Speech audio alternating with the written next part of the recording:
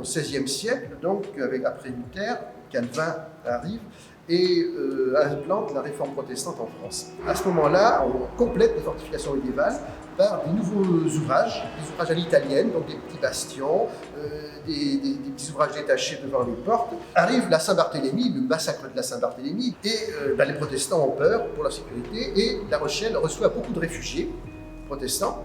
Et quand Henri de Navarre devient Henri IV, il autorise les Rochelais à agrandir leur ville.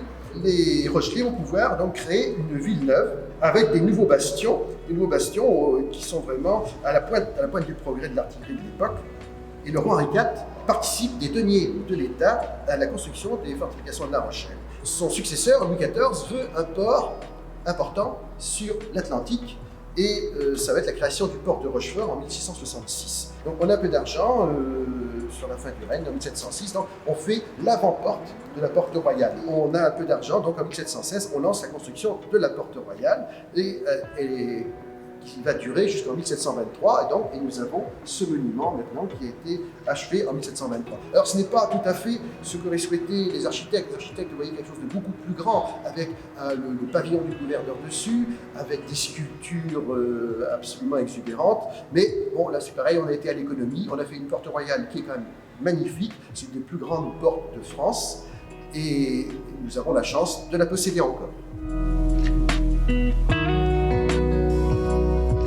La porte Maubec, on l'a découvert totalement par hasard. C'était Nicolas Faucher, à un moment donné, qui a tapé dans une cloison et s'est aperçu que derrière, il y avait des sculptures. Et c'est là qu'on avait découvert la porte Maubec. Jean-Pierre Guémas en a profité pour acheter justement la porte Maubec, pour la restaurer. Donc il m'a demandé à ce moment-là, qu'est-ce qu'on fait, est-ce que tu veux m'aider? Et donc comme j'étais avec lui depuis 40 ans dans le bâtiment, j'ai accepté de rénover la porte Maubec. Et ça a duré 4 ans. À un moment donné, quand tout était terminé, on s'est dit, qu'est-ce qu'on va faire maintenant? Et quand on voyait la porte royale, qui était je l'ai vue moi depuis plus de 70 ans, complètement écroulée, donc elle devenait très très dangereuse. Et là, on a essayé de voir ce challenge, d'essayer de restaurer la porte royale. Donc les deux portes seront présentables puisque la porte Maubec, qui était une ruine, maintenant est vraiment présentable. Et la porte royale va l'être aussi, elle l'est déjà dans son ensemble.